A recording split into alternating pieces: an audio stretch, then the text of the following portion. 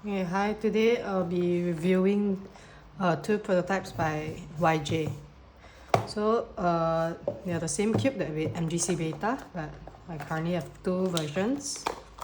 This is the second version, the Comex Spring, and this is the third version over here, which is Comex with maglev.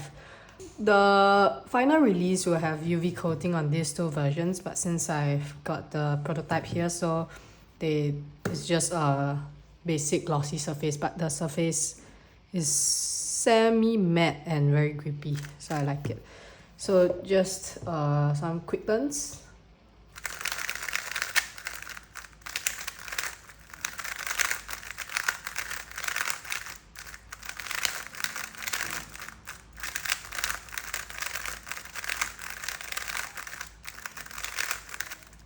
So this is the maglev version, and this is the spring.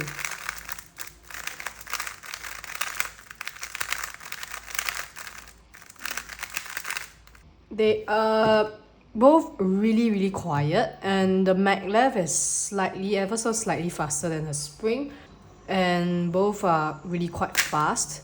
And I've just done a U6 with that, but that's a U7. I've set them up with some FZ Glide, FZ Stealth, and FZ Calm, so speed is definitely going to be on the faster end, but I'm pretty sure you can slow them down with a bit of slower lubricants.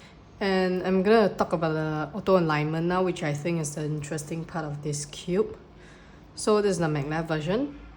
As you can see, there is some insane amount of auto alignment, but the unique thing with this cube, which I really like, it's that when you're solving it or when you're turning it, they don't feel as intrusive, so you don't feel the cube auto aligning all that much during your solves, but the Comex help it stay in a cubic shape despite the cube being flexible cube, which I think it's a good trait because you get the benefit of good corner cutting with its flexibility, with stability that comes from the core magnets.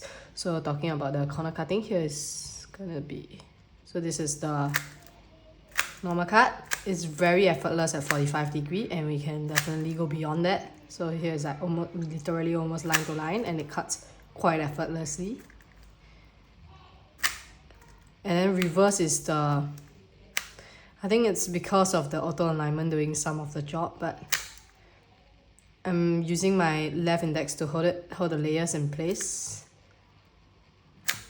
and it's doing it very effortlessly.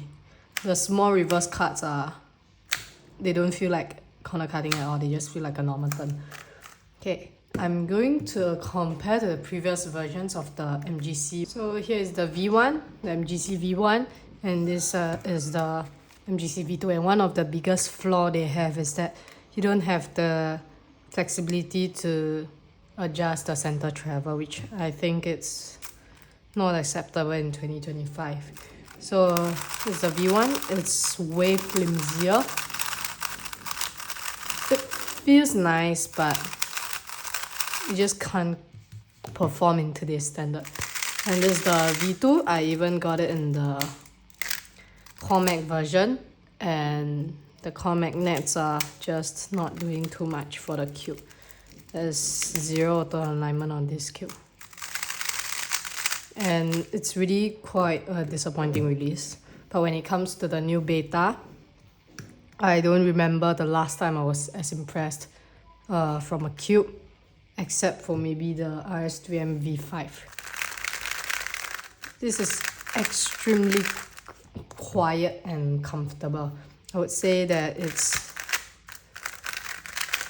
about as quiet as the Tornado V3s and V4s, and it's very deep sounding. If I've got to compare the feeling, I think it feels the most similar to the Pioneer version of the Tornado V3, but a more refined and polished version. So it holds itself together more, and the reverse corner cutting is way more enjoyable on this cube, because my gripe with the Tornadoes is that the reverse corner cutting is not that good. And I'm gonna bring in the WRM V10 to do a comparison. As you can hear, the WRM V10 is way louder.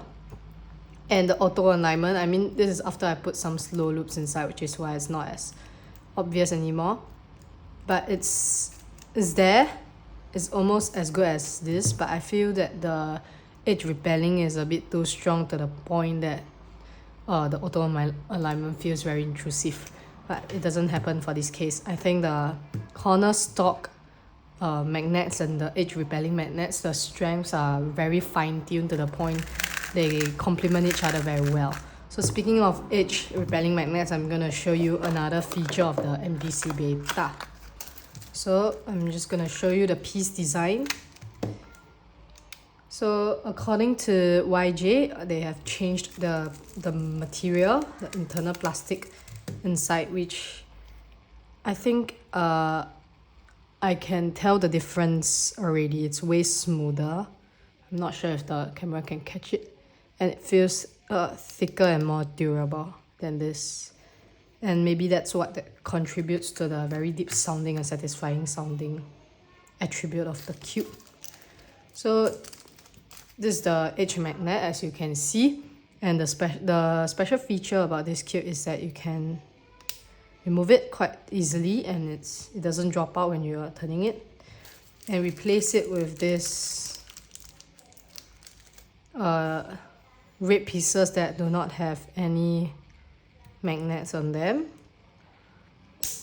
So I'm just gonna replace one side for you all to see.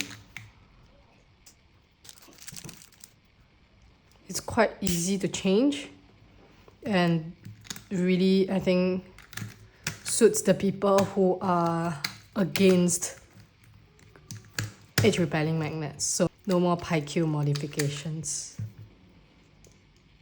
You can just adjust them out of the box.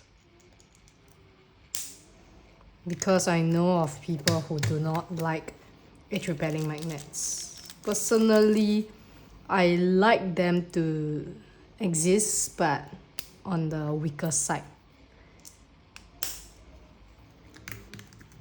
So here I have swapped them up, and as you can see, the auto alignment is not as obvious as before already, and it really just feels like a normal core magnetic cube without any edge repelling magnet.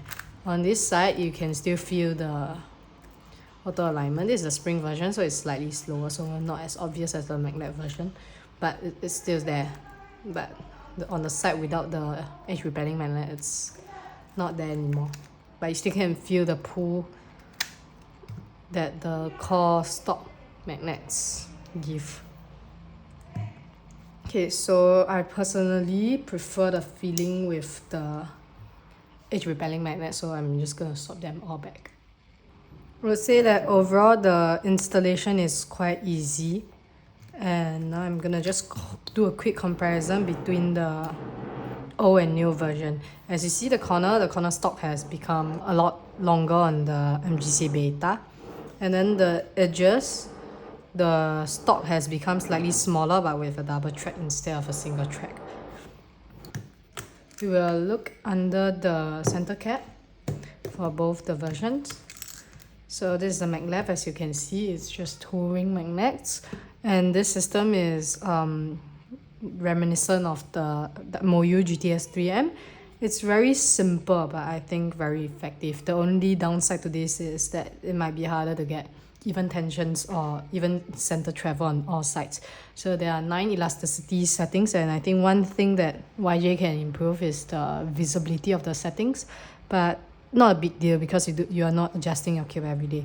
So just there are 2 notches, not sure if the camera can catch that, and you just pinch on them and turn counterclockwise. So there are a total of 9 settings. So now it's at number 1, and I keep them at setting 3. All the elasticity settings makes a lot of sense. They are not too strong nor too weak, and I think it gives a general cuber a very wide range of feel to choose from, which I think is very good. Just an interesting finding while I'm lubing the core. Like, this is the piece like below the spring in the center cap. And it's actually soft. It's not a metal disc. I can bend it, so it's a pretty cool addition, I guess. It's to reduce spring noise, and I think it works quite well. I recently tried the Super Weilong V2, and the Super Weilong V2 feels like a mix between this MGC Evo with the WR and V10. The feeling of the cube feels like the MGC Beta, but the performance feels more like a V10. And for its price, I would definitely just recommend this over the Super Weilong V2, and even some of the OG cubes like the RS3M V5, because I really don't remember the last time I'm as impressed as I am right now for a 3x3. If I were to describe this cube in one or two words, it would be just comfortable and obedient, because it listens to me. I feel like it just obeys my hands and turn how I want it to turn like. This is the RS3M V5, and it definitely performs really well for its price, which I think, thinking about it, I think the final release, the price point of the MGC Beta will be quite close to that of the RS3M V5 ball core. So my only gripe with this cube is that sometimes it just doesn't really fully align, as you can see. So it's slightly off a bit. You see, when I do a U2, and sometimes it doesn't really obeys. But MGC Evo, it just, every single turn you do, it's like pulls back slightly. Even though it's a faster cube, it feels more controllable than the V5. So, and another thing is that it just feels more premium and higher quality, especially because of the primary internals and the split cap design. And it just sounds more satisfying. There's a lower pitch than the RS3M V5. But I think performance-wise, they are almost on par with each other. And I think I've really liked it more than the Weilong V10. So I think this is a worthy cube to try in 2025, especially when many companies, they are plateauing with their designs already. I'm not going to mention names. And some even downgrading their new releases. So I think I'm just gonna end the video with some solves with these two cubes, and thanks to YJ for sending this out to me, and I'll definitely make a comparison video when the final release comes out.